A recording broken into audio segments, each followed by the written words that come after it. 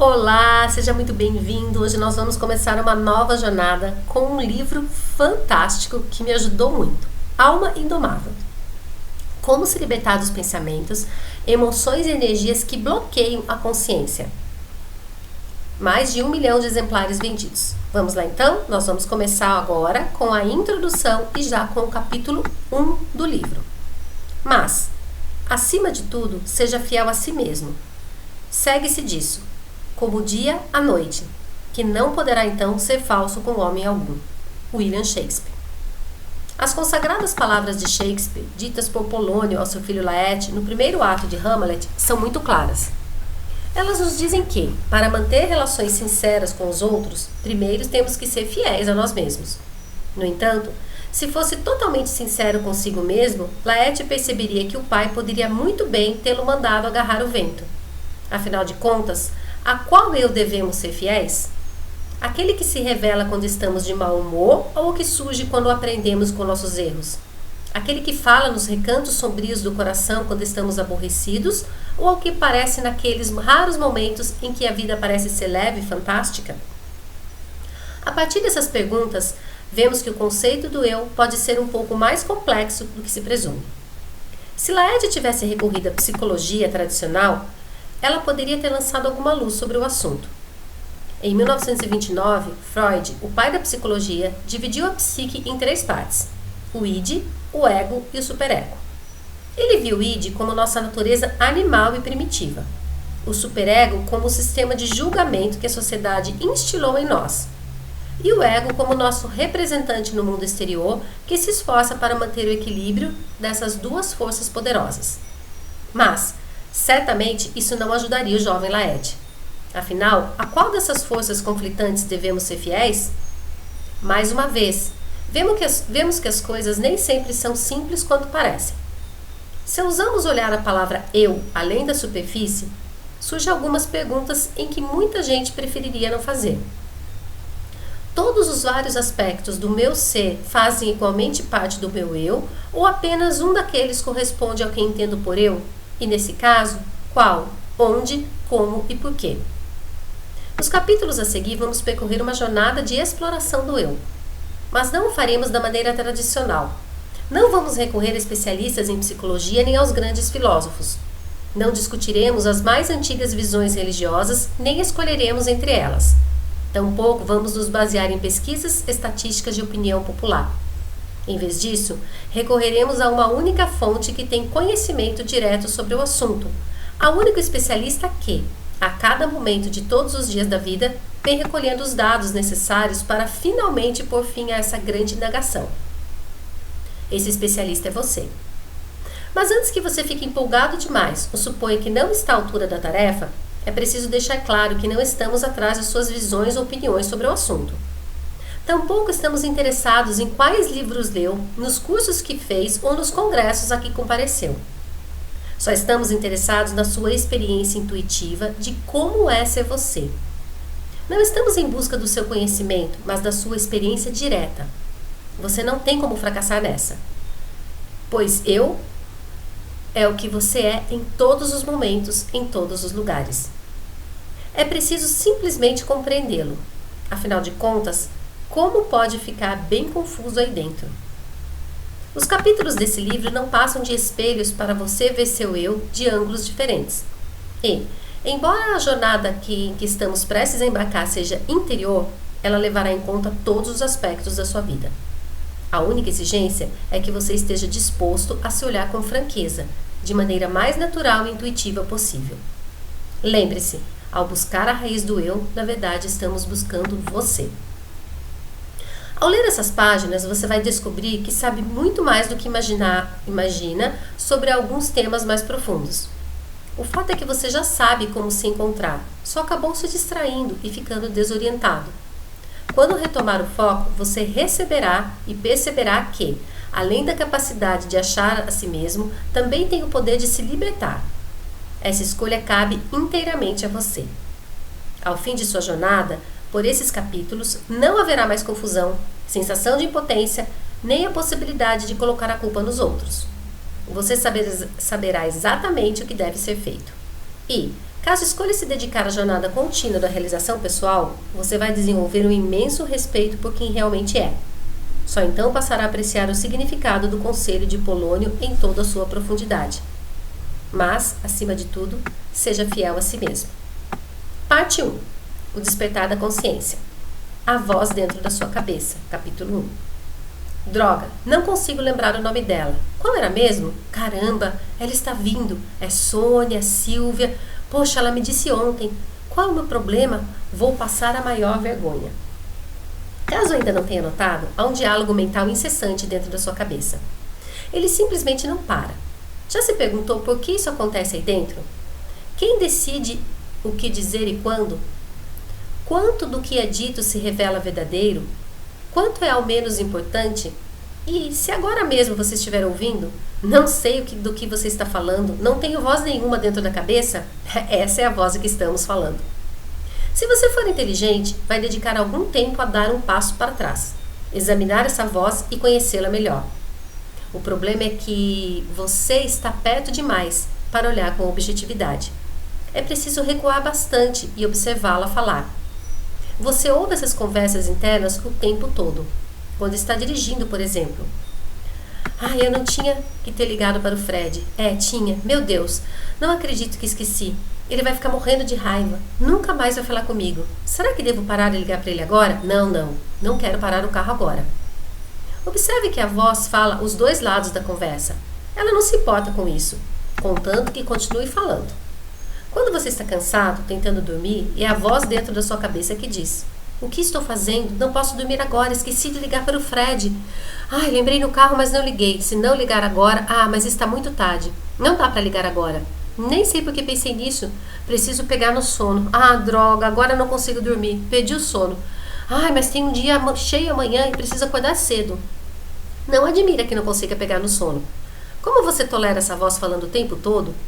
Mesmo quando está dizendo algo agradável e reconfortante, ela ainda perturba tudo o que você faz.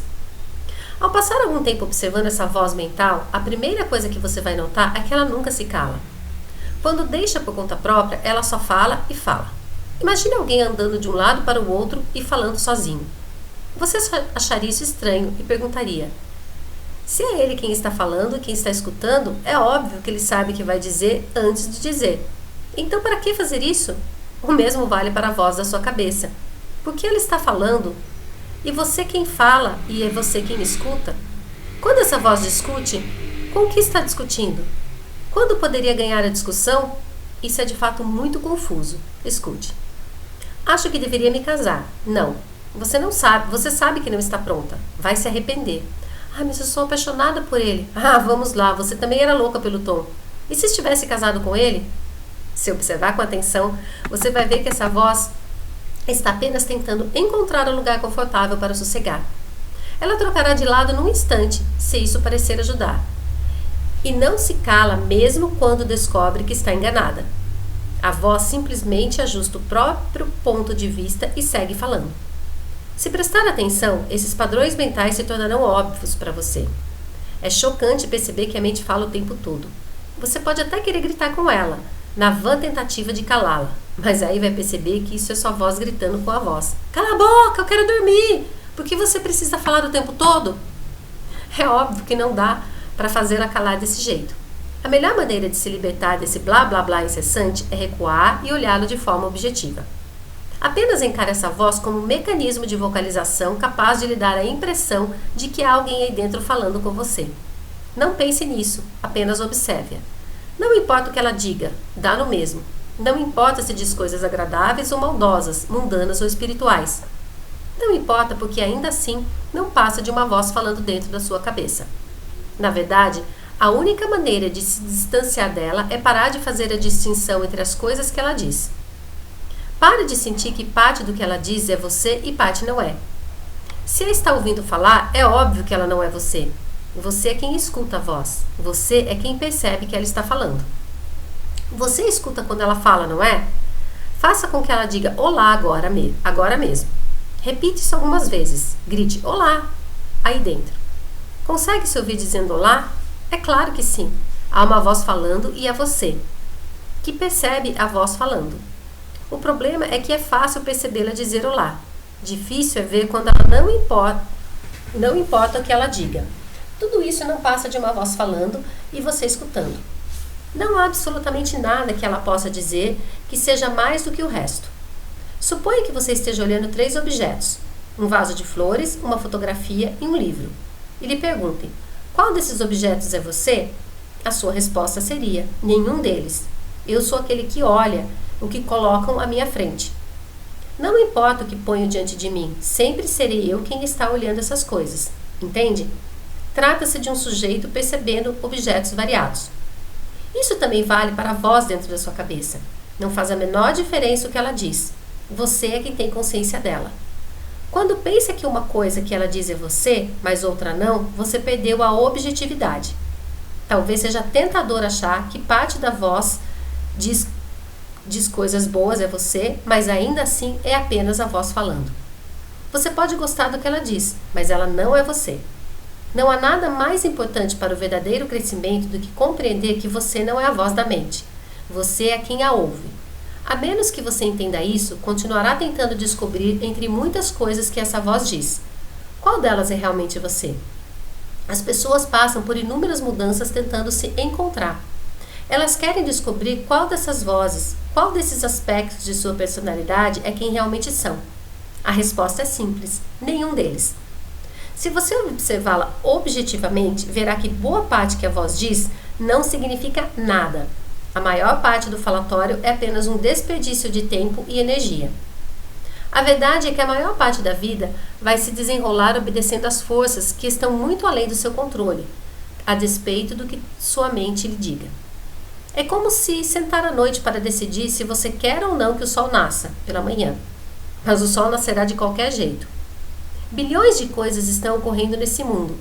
Você pode pensar quanto quiser e ainda assim a vida continuará acontecendo. Na verdade, seus pensamentos têm muito menos impacto no mundo do que você gostaria. Quando estiver disposto a ser objetivo e observar os seus pensamentos, você vai ver que a imensa maioria deles não tem a menor relevância. Eles não têm efeito sobre nada e nem ninguém, apenas sobre você. Simplesmente fazem com que se sinta melhor ou pior diante do que está acontecendo agora, do que houve no passado ou do que pode ocorrer no futuro. É um desperdício de tempo ficar torcendo para não chover amanhã. Seus pensamentos não mudam a chuva. Algum dia você verá que essa conversa interior incessante não serve para nada e não há razão para tentar entender tudo o tempo todo. Mais cedo ou mais tarde, você vai ver que a verdadeira causa dos problemas não é a vida em si, mas a comoção que a mente cria diante dos fatos da vida. Porém, tudo isso levanta uma questão séria. Se a maior parte do que a voz diz é sem sentido e desnecessário, então por que ela existe? O segredo para responder essa pergunta está a compreender por que ela diz o que diz quando diz alguma coisa. Por exemplo, em algumas ocasiões, a voz mental fala pela mesma razão que uma chaleira assovia, ou seja, há um acúmulo de energia que precisa ser liberado. Se observar bem, você verá que, quando há um acúmulo interior de nervosismo, medo ou desejo, a voz fica extremamente ativa. Isso é fácil de perceber quando você está zangado com alguém e tem vontade de repreender essa pessoa. Basta notar quantas vezes a voz interior já brigou com ela antes mesmo que você encontrasse. Quando há um acúmulo de energia, você tem vontade de fazer algo para resolver isso. Então a voz fala porque você não está bem e precisa liberar essa energia, e falar libera essa energia. No entanto, você também vai notar que, mesmo quando não está muito incomodado com alguma coisa, ela continua falando. Ao andar pela rua, ela lhe diz coisas como: olha aquele cachorro, é um labrador. E tem outro cachorro naquele carro. Lembra do meu primeiro cachorro? Uau, que carro antigo. Acho que nunca vi esse modelo de carro circulando por aqui. Na verdade, ela está narrando o mundo para você. Mas por que você precisa disso? Você já vê o que está acontecendo do lado de fora. De que adianta repetir tudo para si, mesmo com a voz da mente? É preciso examinar isso com muita atenção. Com uma simples olhada, você instantaneamente assimila a imensidade de detalhes de tudo que está olhando. Ao ver uma árvore, sem esforço, dá para ver que os galhos, as folhas e os botões de flor. Por que então verbalizar o que você viu? Olha aquele pé branco, as folhas verdes ficam tão bonitas ao lado das flores brancas. Veja quantas flores, uau, está tudo florido. Ao observá-la cuidadosamente, é possível entender que essa narração o deixa mais à vontade com o mundo à sua volta. É como estar no banco de trás dando instruções ao motorista. A situação parece estar mais sob seu controle. Você sente que tem alguma relação com as coisas. A árvore não é só mais uma árvore do mundo que não tem nada a ver com você. É uma árvore que você viu, rotulou e avaliou. Quando a descreve mentalmente, você traz aquela primeira experiência direta do mundo para o domínio da mente, onde ela se integra aos outros pensamentos, como os outros que formam seu sistema de valores e as experiências do passado. Reserve um momento para examinar a diferença entre sua experiência do mundo exterior e as interações com o mundo mental. Quando está apenas pensando, você está livre para criar os pensamentos que quiser, que, por sua vez, se exprimem pela voz interior. Você já se acostumou a se instalar no parquinho da mente para criar e manipular pensamentos. Esse mundo interior é um ambiente alternativo que está sob seu controle. O mundo exterior, ao contrário, segue as leis próprias. Quando a voz lhe narra o mundo, esses pensamentos ficam lado a lado em paridade com todos os outros. Todos eles se misturam e influenciam sua experiência no mundo. Na verdade, o que você acaba vivenciando é uma apresentação pessoal do mundo como você o vê, não a experiência pura e sem filtros da realidade como ela é. Essa manipulação mental da experiência exterior lhe permite amortecer os contornos do mundo. Por exemplo, você vê uma miríade de coisas a todo momento, mas só narra algumas. As que discute com a voz da mente são as que mais importam para você. Com essa forma sutil de processamento, você consegue controlar a experiência da realidade para que tudo se encaixe na sua mente. Na verdade, a sua consciência lida com seu modelo mental da realidade, não com a realidade propriamente dita. O tempo todo você faz coisas assim. Ao sair da rua no inverno, você começa a tremer e a voz diz: "Que frio!" Agora, em que isso ajuda? Você já sabe que está frio, pois está sentindo frio. Por que a voz lhe diz isso? Você recria o mundo dentro da mente porque ela é capaz de controlá-la, ao contrário do mundo. É por isso que ela fala mentalmente. Como não pode fazer o mundo ser do jeito que gostaria, você verbaliza internamente, o julga, se queixa e depois decide o que fazer. Assim se sente mais empoderado. Quando seu corpo sente frio na rua, talvez não haja nada para fazer. Mas quando a mente verbaliza que frio, você pode dizer: "Estamos quase chegando em casa, faltam só mais alguns minutos." Assim se sente melhor. No mundo do pensamento, sempre há algo para fazer a controlar a experiência. Basicamente, você recria o mundo exterior dentro de si e depois passa a viver na sua própria mente. E se decidir não fazer isso? Se resolver parar de narrar e, em vez disso, só observar o mundo de maneira consciente, você vai sentir mais aberto e exposto. Isso ocorre porque, na verdade, não dá para saber o que acontecerá em seguida, e sua mente está acostumada a ajudá-lo. Ela processa as experiências atuais de maneira que se encaixe em sua visão do passado e suas perspectivas do futuro. Tudo isso ajuda a criar uma aparência de controle. Quando a sua mente não faz isso, você simplesmente se sente muito desconfortável. A realidade é real demais para a maioria das pessoas, por isso a moderamos com a mente. A mente fala o tempo todo porque você atribuiu uma tarefa e usa como mecanismo de proteção e uma forma de defesa. Em última análise, ela lhe traz segurança. Se é isso que quer, você será forçado a usá-la constantemente para amortecer seu papel na vida em vez de vivê-la. O mundo está se desenrolando e, na verdade, tem pouquíssimo a ver com você e seus pensamentos. Já estava aqui muito antes de você chegar e estará aqui muito depois da sua partida. A pretexto de tentar manter o mundo em harmonia, você apenas tenta se manter em harmonia. O verdadeiro crescimento pessoal vem quando transcendemos a parte de nós que não está bem e precisa de proteção. Fazemos isso constantemente ao relembrarmos que somos aquela presença dentro de nós que percebe o falatório mental. Essa é a saída.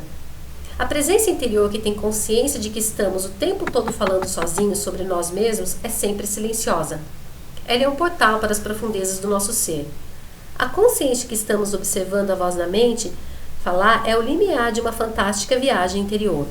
Se for usada adequadamente, a mesma voz que é uma fonte de preocupação, distração e neurose pode se tornar a plataforma de lançamento para o verdadeiro despertar espiritual. Ao conhecer aquele que observa a voz interior, você vai conhecer um dos grandes mistérios da criação. Capítulo 2. Seu colega de quarto interior. Seu crescimento interior só depende de você perceber que a única maneira de encontrar paz e contentamento é parar de pensar sobre si mesmo. Você estará pronto para crescer quando finalmente perceber que o eu que fala o tempo todo dentro da sua mente nunca estará satisfeito. Ele sempre arruma problema com alguma coisa. Seja sincero, quando foi a última vez que nada o incomodava? Antes do problema da vez havia um problema diferente. E, se você for sensato, vai perceber que, quando esse estiver resolvido, outro aparecerá. A conclusão é que você nunca vai se libertar dos problemas se não libertar antes daquela parte dentro de si que tem todos esses problemas. Quando um problema o perturbar, não pergunte: o que eu devo fazer para resolver isso? Pergunte: qual a parte de mim está sendo perturbada por isso? Ao questionar como resolver a questão, você já caiu na crença de que há realmente um problema exterior que precisa ser resolvido.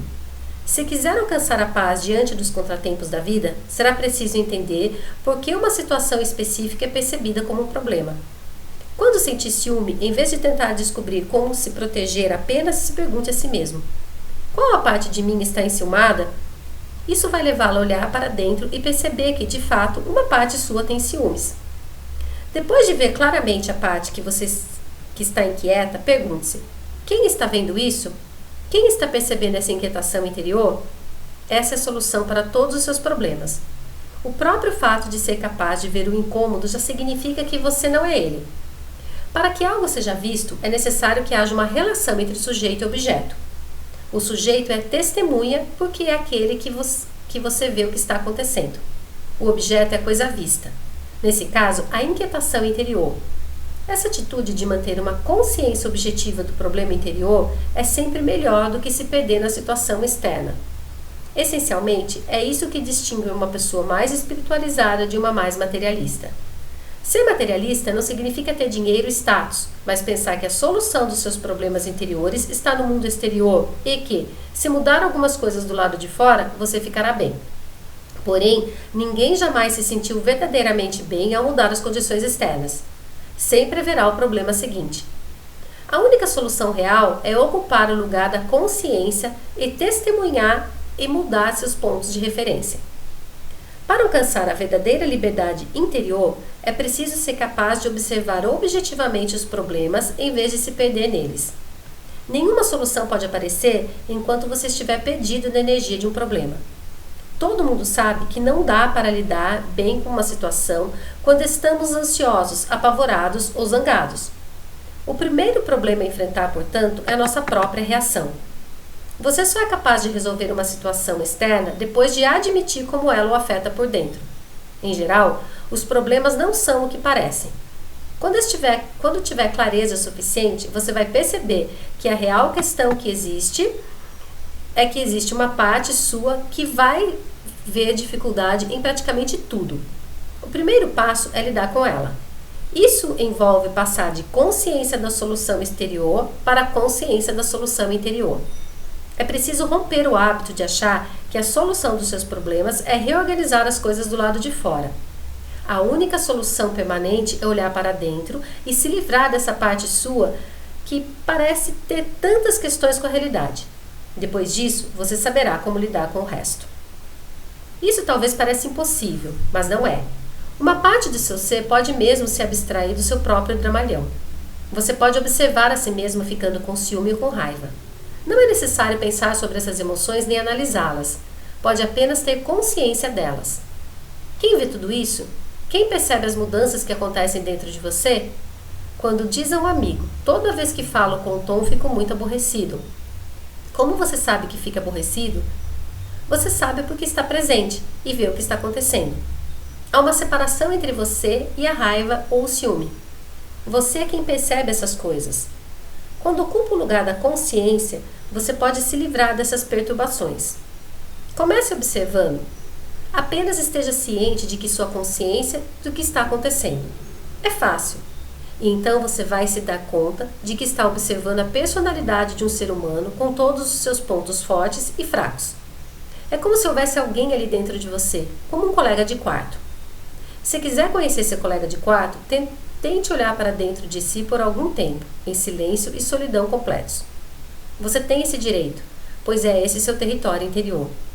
Em vez de encontrar o silêncio, você vai escutar um falatório incessante. Por que estou fazendo isso? Tenho coisas mais importantes a fazer. Isto é uma perda de tempo. Não há ninguém aqui, só eu. Qual é o sentido de tudo isso? Seu colega de quarto está bem aí. Você pode ter a clara intenção de ficar em silêncio interior, mas com seu colega de quarto não vai cooperar. E isso não acontece só quando você tenta ficar em silêncio. Ele tem algo a dizer sobre tudo o que você vê. Gosto disso, não gosto disso, isso é bom, isso é ruim. Ele fala sem parar. Em geral, você não nota sua presença porque não se afasta dele. Está tão perto que não percebe que, na verdade, está hipnotizado escutando. Basicamente, você não está sozinho aí dentro. Há dois aspectos distintos em seu interior. O primeiro é você, a consciência, a testemunha, o centro de suas intenções voluntárias. O outro é aquele que você observa. O problema é que ele nunca se cala. Se pudesse se livrar dessa parte sua, mesmo que por um momento, a paz e a serenidade seriam melhores férias que você já teve. Imagine como seria se você não tivesse que carregar essa parte de si para todo lugar. O verdadeiro crescimento espiritual tem a ver com sair dessa situação. Mas antes, você tem que entender que sempre esteve trancado como um maníaco. Em qualquer circunstância, seu colega de quarto pode decidir de repente: não quero estar aqui, não quero fazer isso, não quero falar com essa pessoa.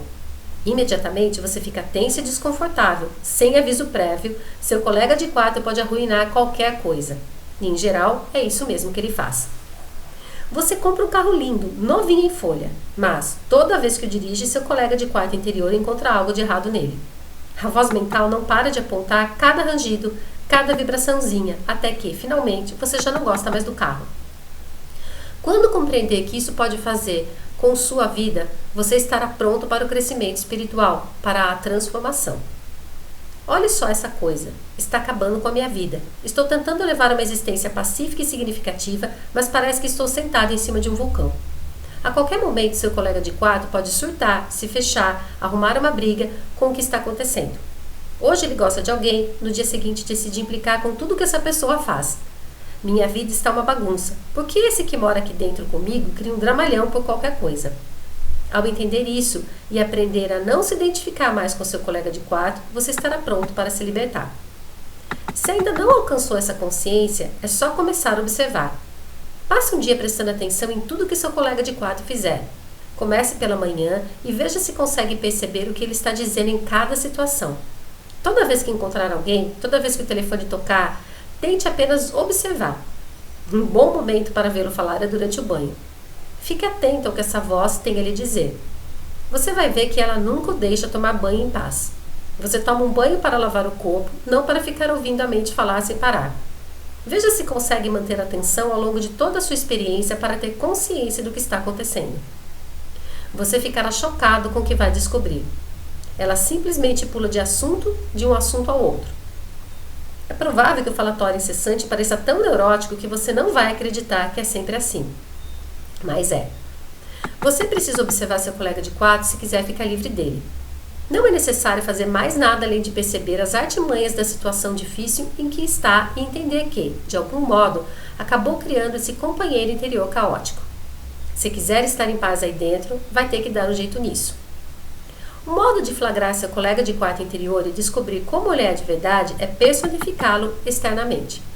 Finja que ele, sua psique, tem um corpo próprio. Faça isso pegando todos os aspectos dessa personalidade que você ouve falar aí dentro. Imagine como alguém que está dizendo a você, do lado de fora, tudo o que sua voz interior diria. Agora passe um dia com essa pessoa. Você acabou de se sentar para assistir um programa de TV favorito. O problema é que não está sozinho. Agora você vai ter que ouvir o mesmo monólogo incessante que antes havia aí dentro, só que a pessoa está falando sozinha, sentada ao seu lado no sofá. Você apagou a luz do andar de baixo? É melhor conferir. Agora não, farei isso depois. Quero acabar de assistir ao programa. Não, vá agora. É por isso que a conta de luz está tão alta. Você fica ali, em silêncio, observando tudo isso. Então, alguns segundos depois, seu colega de sofá se envolve em outro conflito. Estou com vontade de achar alguma coisa para comer. Estou louco por uma pizza. Não, não dá para comer pizza essa hora. A pizzaria ainda não abriu. Ai, mas eu estou com fome. Quando é que eu vou poder comer? Para seu assombro, essas explosões neuróticas e diálogo conflitante não param. É como se não bastasse, em vez de simplesmente assistir a TV, essa pessoa começa a reagir verbalmente a tudo que aparece na tela. A certa altura, quando uma mulher ruiva aparece no programa, seu colega de sofá começa a resmungar sobre uma ex-esposa e um divórcio doloroso. Aí vem os gritos, como se a tal ex-esposa estivesse na sala com vocês. E tudo para tão de repente quanto começou. Nesse momento, você nota que está encolhido no canto oposto do sofá, na tentativa desesperada de ficar o mais longe possível dessa pessoa perturbada. Você ousaria fazer esse experimento? Não tente fazer a pessoa parar de falar. Somente procure conhecer essa personalidade com que você convive aí dentro de si, externalizando a voz. Dê-lhe um corpo e coloque ao lado de fora, como todo mundo. Deixe que diga exatamente o que a voz da mente diz. Agora transforme-a no seu melhor amigo. Afinal de contas, com quantas pessoas você passa todo o tempo prestando atenção absoluta a cada palavra que dizem? Como se sentiria se alguém do lado de fora começasse a falar com você do mesmo jeito que a sua voz interior? Como se relacionaria com essa pessoa? Depois de pouquíssimo tempo você a mandaria embora para nunca mais voltar. Mas quando seu amigo de interior fala sem parar, você nunca faz isso. Não importa quanta confusão ele cause, você escuta. Não há quase nada que essa voz diga que não perceba toda a sua atenção. Ela o tira de tudo que está fazendo, por mais agradável que seja, e de repente você está prestando atenção no que ela tem a dizer. Imagine que você esteja no caminho para a sua cerimônia de casamento e ela diz: talvez essa não seja a pessoa certa. Estou ficando nervoso com isso. O que devo fazer? Se alguém de fora soubesse disso, ignoraria. No entanto, você acha que deve uma resposta a essa voz. Você precisa convencer sua mente nervosa de que essa é a pessoa certa, senão ela não vai deixá-lo chegar ao altar. Isso demonstra o nível de respeito que você tem por essa coisa neurótica aí dentro, pois sabe que, se não lhe der ouvidos, ela vai importuná-lo pelo resto da vida. Eu lhe disse para não se casar? Eu lhe disse que você não tinha certeza? A conclusão é inegável. Se, algum modo, essa voz pudesse se manifestar num corpo aqui fora, e você tivesse de levá-la para todos os lugares, isso não duraria um dia. Se alguém lhe perguntasse sobre o seu novo amigo, você diria: é uma pessoa seriamente perturbada. Procure neurose no dicionário e você entenderá. Sendo assim, depois de passar um dia inteiro com seu amigo, qual seria a probabilidade de lhe pedir conselhos? Depois de ver com que frequência ele muda de ideia, como qualquer assunto se torna um conflito e como tende a reações emocionais exageradas, você lhe pediria conselhos sobre finanças ou relacionamentos? Por mais espantoso que pareça, é exatamente o que você faz a todo momento da vida. Depois de reocupar seu lugar legítimo dentro de você, seu amigo ainda é o mesmo que lhe diz o que fazer em todos os aspectos da vida. Já se deu o trabalho de conferir suas credenciais? Quantas vezes essa voz estava redondamente enganada? Ela não gosta mais de você. Foi por isso que não telefonou. E vai terminar com você hoje mesmo. Dá para sentir, eu simplesmente sei. Você não deveria nem atender o telefone se ela ligar. Depois de meia hora disso, o telefone toca essa namorada. Ela se atrasou porque é aniversário de 1 ano de namoro e estava preparando um jantar surpresa. E foi mesmo uma grande surpresa, já que você tinha esquecido completamente a data. Ela diz que está a caminho para buscá-lo. Bem, agora você está todo empolgado e sua voz interior diz como ela é ótima. Mas você não se esqueceu de alguma coisa? E aquele mau conselho? O que fez você sofrer durante a última meia hora? E se um terapeuta de casais lhe desse aquele conselho terrível? Ele teria entendido errado a situação toda e você não teria atendido o telefone. Como poderia confiar nos conselhos dele outra vez, depois de ver como ele errou? Simplesmente o demitiria. Mas, como você poderia admitir seu colega de quarto interior? Afinal de contas, o conselho dele e sua análise da situação estavam completamente errados. Porém, você nunca o responsabiliza pelos problemas que causa. Na verdade, quando ele voltar a lhe dar conselhos, você será todo ouvidos. Isso lhe parece razoável? Quantas vezes a voz se enganou sobre o que estava acontecendo ou viria a acontecer? Talvez valha a pena prestar atenção a quem você anda pedindo conselhos. Depois de experimentar essas práticas de autoobservação e consciência, você vai perceber que está numa encrenca, que teve apenas um problema na vida toda e está olhando para ele. A voz é praticamente o que causa todos os problemas que você já teve. Agora a pergunta é: como se livrar desse criador de caso interior? A primeira coisa que você vai notar é que não há como se livrar dele, a menos que queira de verdade. Até ser observado pelo seu colega de quarto por tempo suficiente para realmente entender a situação difícil em que está metido, você não terá nenhuma base real para desenvolver práticas que ajudam a lidar com a mente. Depois de tomar a decisão de se livrar do dramalhão mental, você estará pronto para ensinamentos e a técnica. Só então encontrará serventia para eles. Você ficará aliviado ao saber que não é o primeiro a ter esse problema. Muitos já passaram por isso e buscaram orientação de pessoas que dominaram esse campo do conhecimento. Eles aprenderam técnicas e ensinamentos para ajudar nesse processo. Como o yoga, apesar de ter deixado seu corpo saudável, não tem esse objetivo. Yoga é o conhecimento que vai ajudá-lo a sair dessa situação difícil. O conhecimento que pode libertá-lo. Há várias práticas espirituais que podem ajudá-lo uma vez que você tenha estabelecido essa liberdade com a meta de sua vida. Elas são o que você faz o seu tempo todo para se libertar de si mesmo. Mais cedo ou mais tarde, você vai acabar entendendo que precisa se distanciar de sua psique. E isso se faz determinando a direção de sua vida com clareza, sem deixar a mente vacilante detê-lo. Sua vontade é mais forte que o hábito de dar ouvidos a essa voz. Não há nada que você não seja capaz de fazer. Sua vontade é suprema. Se quiser se libertar primeiro, você precisa tomar consciência da situação difícil em que se encontra. Depois disso, tem que se comprometer com o trabalho interior pela liberdade. E fazer isso como se sua vida dependesse disso. Porque depende. Do jeito que sua vida está agora, não é sua. Ela pertence ao seu colega de quarto interior, a psique. Você precisa recuperá-la. Fique firme no lugar de testemunha e afrouxe o domínio que hábitos da mente têm sobre você. Esta é a vida sua. Tome-a de volta.